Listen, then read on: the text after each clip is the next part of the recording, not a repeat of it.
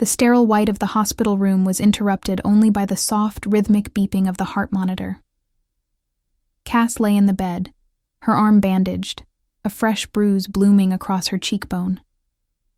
The fluorescent lights above did nothing to soften, the storm brewing in her eyes. The door creaked open. Rain stepped inside quietly, clutching a paper cup with trembling fingers. Cass didn't look at her. Not immediately. She kept her gaze fixed on the window, where the late afternoon sun cast long shadows on the floor. "I heard what happened," Rain said, voice barely above a whisper. "Are you okay?" Cass blinked slowly, jaw tight. "Well, I'm not dead, so that's a start." Rain stepped closer, setting the cup on the side table. "I brought you the jasmine tea you like, the one from that corner place near—" Cass's hand shot out, knocking the cup to the ground. Tea splattered across the tile, the scent briefly sweet before fading into bitterness. "You don't get to do that," she said coldly, finally turning her gaze on Rain. "You don't get to pretend nothing happened." Rain flinched, then straightened. "I wasn't pretending." "Oh, you were doing something." Cass's voice cut like glass. "Whispering behind my back with Isla, laughing like old friends, the same woman who tried to end my career. You think I didn't see?" "It's not what you think. No, Rain. It never is it?" Cass laughed hollowly. "There's always some reason. Always some twist I'm too naive to understand, until the damage is already done." Rain took a step forward. Cass's eyes narrowed. "I wasn't working with Isla," Rain said carefully. She cornered me. Said things I didn't want to hear. I didn't know how to stop her without causing a scene." Cass scoffed. "So you just stood there and let her drag me through the mud again?" "I was trying to protect you." "By betraying me?" Rain's breath caught. Her hands, curled at her sides, trembled slightly. "I didn't mean for you to get hurt. And yet—" Cass gestured to her bruises. "Here we are." A heavy silence settled between them. In it lived the ghosts of things unsaid, the warmth of a hand once held in secret, the whispered confessions under moonlight, the fragile beginning of something that had almost become love. Cass looked away, her voice softer, but no less sharp. "Why are you even here, Rain? Guilt? Pity? Or do you just miss the thrill of screwing things up and running away?" Rain's voice cracked. "Because I still care." Cass swallowed hard. "That's the problem," she whispered. "I do, too." She turned her face back to the window, her eyes glassy but stubbornly dry. Behind her, Rain stood frozen, caught between apology and regret, longing and shame. When she finally left, the scent of jasmine still lingered on the floor, sweet, delicate, and ruined. The night had started like any other. Gold-threaded gowns, the clink of champagne flutes, and a hall filled with polished smiles hiding sharper intentions. Cass remembered the way the crystal chandelier shimmered above the crowd, casting fractured light over perfectly made-up faces. The annual Health Care and Innovation Gala had never been her scene, but she attended anyway, out of obligation, out of support, out of trust. She had worn midnight blue, classic and clean. Rain, ever the enigma, had shown up late and dazzling, in a blood-red silk dress that hugged her like sin and secrets. Cass had smiled when she saw her. That was before everything twisted. She hadn't meant to see it. It was just a glance toward the side room, a sweep of her eyes through the crowd, and there they were. Rain and Isla standing far too close, heads bent together like conspirators. Cass's breath had caught Isla, the same woman who had publicly accused Cass of falsifying medical reports 2 years ago. The woman who nearly cost her everything. Her license, her position, her dignity. And there was Rain, whispering with her, smiling. Cass moved quickly, the laughter of the ballroom muffled under the pounding in her ears. She pushed open the glass, door to the side garden, the cold air biting her skin as she escaped. But it wasn't the wind that left her trembling. It was the image burned behind her eyes. A minute later, Rain followed. "Cass, wait." She turned sharply. "So you are speaking to me tonight?" Rain blinked. "What? Of course I am. I was just with her?" Cass snapped. "You were just with her?" Rain's eyes shifted, guilt flickering like a match. "I didn't mean—" Cass held up a hand, voice low and shaking. Don't do that thing where you talk around the truth like it's a landmine. Just tell me what I saw." Rain hesitated, and in that pause, something in Cass's chest cracked open. "You were laughing with her," she continued, quieter now, hurt creeping into every syllable. "After everything she did to me, to us." Rain looked down, jaw tight. "It wasn't what it looked like." Cass laughed, sharp and bitter. "God, how many times do people get to say that before it becomes a joke? I didn't choose to talk to her," Rain said suddenly, the edge in her voice making Cass recoil. "She cornered me. She said if I didn't hear her out, she'd go public with things that would hurt you." Cass stared. "So you stood there and smiled while she threatened me?" Rain exhaled slowly, hands balling into fists. "I was buying time, Cass. I thought if I could stall her, I could figure out what she had and stop her before I found out?" "No," Rain whispered. "Before you got hurt again." But it was too late. The image was etched deep in Cass's mind. The two of them, heads bent like old allies, sharing secrets and smiles. Rain didn't see her that way anymore. She didn't choose her. Cass took a step back, feeling the weight of every lie she had forgiven, every half-truth she had overlooked. "You always say you're protecting me, Rain. But what you're really doing is choosing silence over trust." Rain's voice dropped to a whisper. "I was scared." Cass's breath hitched. "So was I, but I still showed up." The silence that followed was not empty. It was brimming with everything they didn't say. The fear, the longing, the history too heavy to carry and too deep to abandon. Cass turned and walked away, heels clicking against marble like a countdown to something lost. From behind, Rain didn't chase her. She just stood there, frozen, watching the only person she had ever let past her walls disappear through the doors. And in the shadows, Isla smiled. Outside the hospital room, tension clung to the air like humidity before a storm. Rain stood in the corridor, arms crossed tightly over her chest, trying to make herself smaller, less visible, less hated. She didn't see them until they were already on her. "Seriously?" Liv's voice cut through the hallway like a knife. Cass's closest friend. Protective. Blunt. Terrifying. "What the hell are you doing here?" she hissed, stepping between Rain and the door. "I'm not here to hurt her," Rain replied, but her voice faltered. "Then leave." Another voice. Jordan, Cass's ex from years ago. He wasn't nearly as furious as Liv, but he looked at Rain like she was something he'd scrape off his shoe.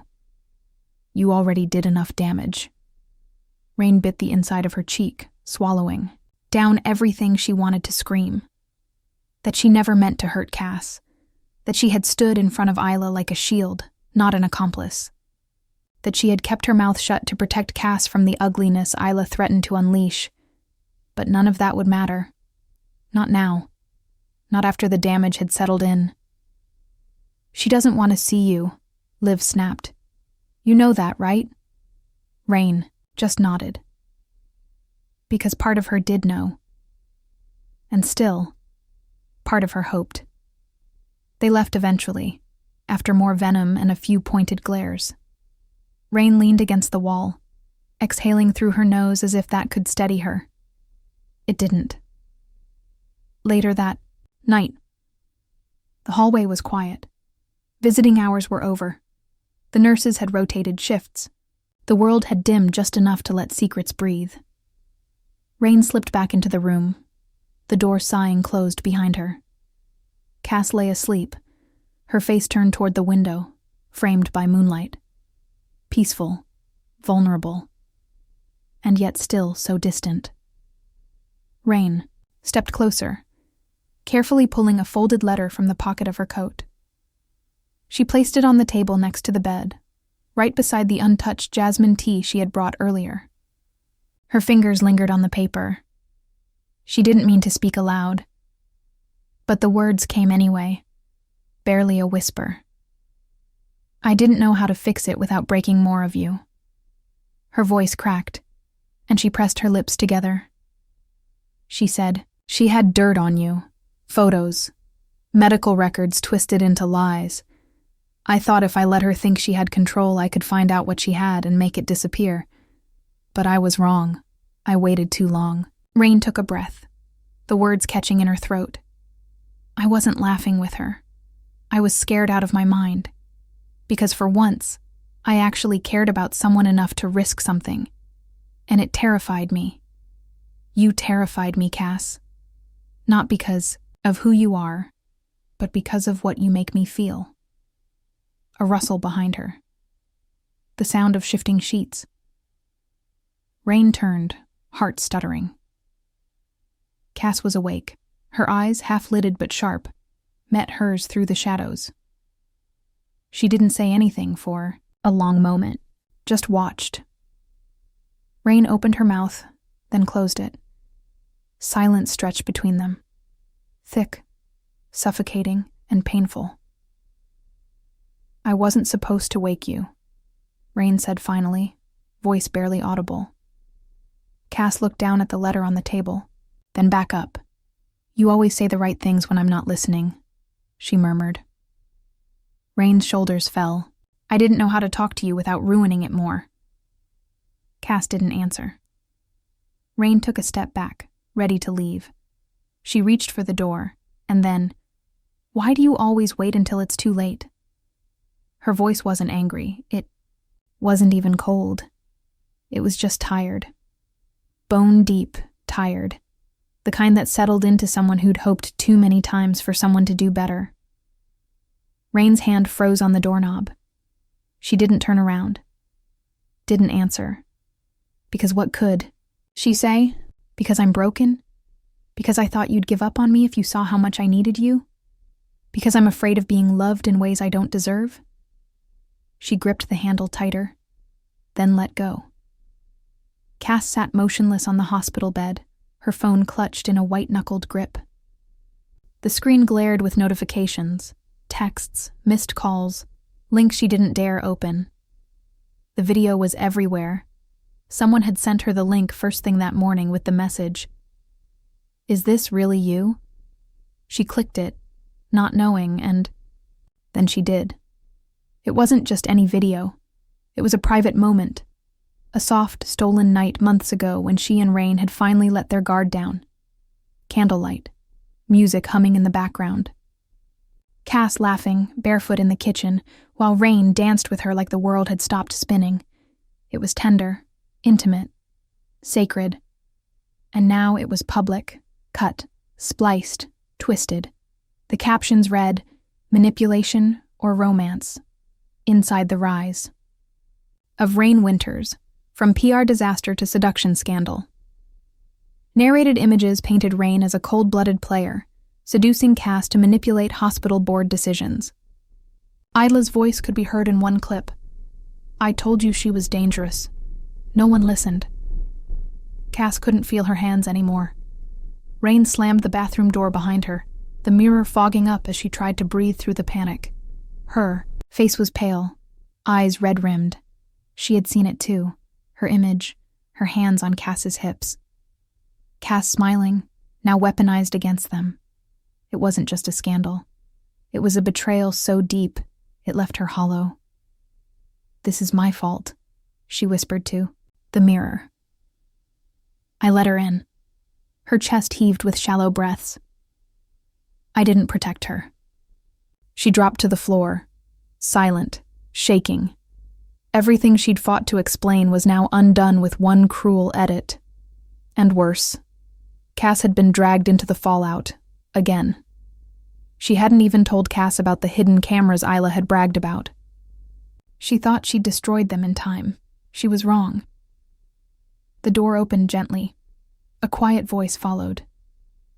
Rain. It was Liv. Rain quickly wiped her face, but Liv wasn't fooled. I figured I'd find you in here. Rain tried to stand.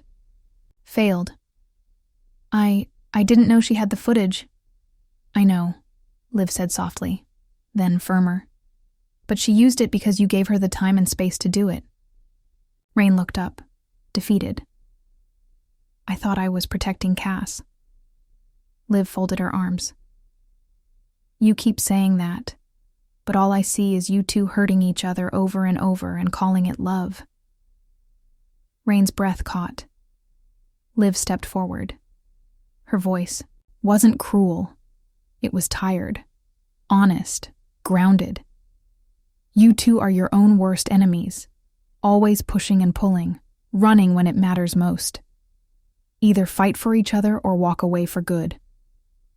Rain flinched at the words, but they rang true. I don't want to walk away, she said, barely audible. Then stop hiding. From her. From the truth. From yourself. Back in her room, Cass stared out the window, unaware of Liv's words echoing down the hall. She didn't cry. She just felt bare. Like her soul had been hung out for the world to dissect and mock. What hurt wasn't the video. It was the fact that the world saw something beautiful and immediately tried to destroy it. What hurt more was that Rain hadn't warned her, hadn't trusted her enough to prepare her. For once, Cass didn't know whether to rage or collapse. But one thing was clear, they couldn't go back. Not to pretending, not to silence, and not to halfway love. The press conference was unplanned, unrehearsed, unfiltered. Rain stood alone at the podium, the hospital's emblem glinting behind her. Cameras clicked, reporters muttered. The room buzzed with barely contained scandal. She didn't look polished. No perfect red dress, no flawless makeup. She looked human, fragile even, but when she spoke, her voice was steel. I won't waste your time denying the video, she began. Yes, it was real. Yes, it was private. And no, it was never meant for your eyes. Gasps rippled through the room. She continued. That moment was not a scandal. It was a memory. Between two people who have been through too much to be reduced. To a headline. The screen behind her lit up, not with Cass's face, but Isla's. Surveillance stills, emails, voicemails. Rain's team had compiled everything. Every threat. Every cruel, carefully constructed piece of sabotage. She recorded, us without our consent. Then used that footage to spin a lie. A story meant to destroy careers and reputations.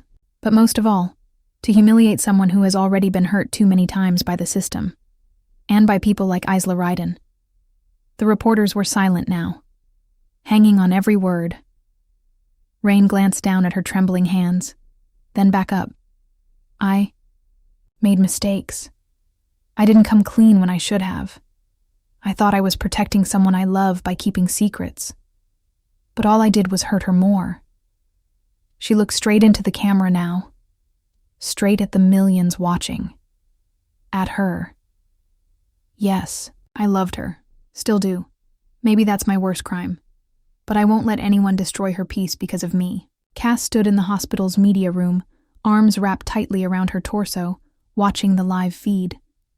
The sterile walls around her blurred as emotion rushed in like a tide she had no defense against. She had braced for excuses, for spin, for manipulation. But instead, Rain had stood in the storm and told the truth. Cass's throat ached. Her fingers dug into her own arms to keep steady. She hated how her heart cracked open again. Hated how she still loved the sound of Rain saying her name, even when she didn't say it aloud. Rain had stood there and chosen her, in front of the world, and for the first time in a long time, Cass didn't feel like a secret. The quiet after. The storm came in the form of soft hallway lights and an empty conference room. Rain sat at the far end, slumped in a chair, staring at her own reflection in the black glass of a powered-down monitor. Cass stepped in silently, closing the door. Behind her, Rain didn't look up. "I figured you'd come to tell me to stay away." Cass walked in slowly, her voice level. "No. I came because I heard you. A breath. Nothing more. But it shifted something in the room." Cass sat across from her. No table between them. No walls. Just two bruised souls meeting again in the wreckage.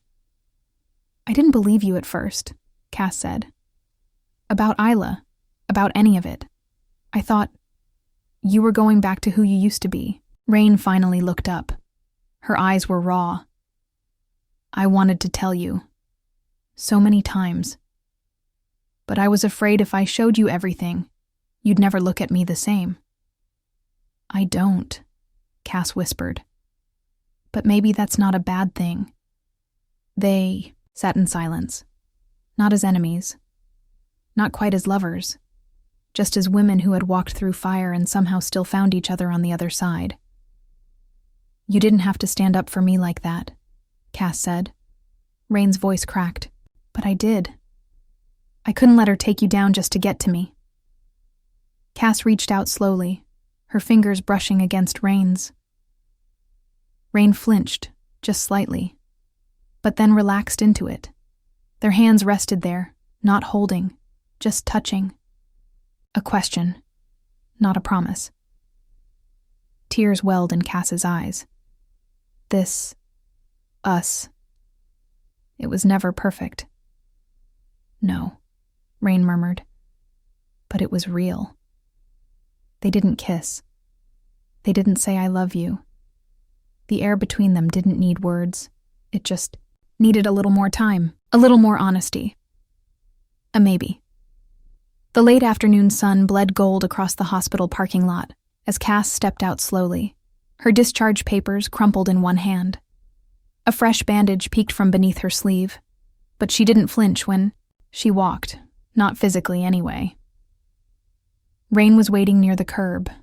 No suit today, just jeans and a faded navy hoodie Cass remembered from their college years. Her hair was pulled back. No walls, no performance. Just her. "I brought your favorite playlist," Rain said quietly, holding up her phone. "You know, the one with the terrible acoustic cover you always made fun of." Cass arched an eyebrow. "You mean the one you insisted was better than the original?" Rain smirked. "It is better than the original." Cass gave a soft, almost unwilling laugh. Something warm tugged at her chest. They sat in silence during the drive, the old playlist playing softly between them. Nostalgia crackled like static in the air. But it wasn't painful. Just quiet. Familiar. When they reached Cass's apartment, Rain moved to help her out of the car. Cass hesitated, then nodded. Inside, everything smelled like lavender and dust. Cass dropped her keys in the dish by the door and glanced at Rain, still standing just inside the threshold, waiting for permission. Cass didn't say anything, just walked into the kitchen and poured 2 glasses of water. Rain followed, slow and careful, like someone approaching a skittish bird. They sat at the table, the sunlight casting gentle shadows across the wood. A beat passed. Then another. "I don't want to rush," Cass said at last, her voice steady but low. "No big declarations, no sweeping promises." Rain nodded, her fingers brushing the rim of her glass. "Just honesty, even when it's messy." Cass looked up. Especially then. They sat in that fragile peace, 2 people who had weathered too much to pretend anymore. Something like understanding passed between them. not certainty. But maybe. Cass reached for Rain's hand again, not to hold it, just to rest beside it. Then she spoke, almost a whisper. Let's try again. Not as enemies, not even as lovers. Pause. Just as... maybe... enemies again, but not forever.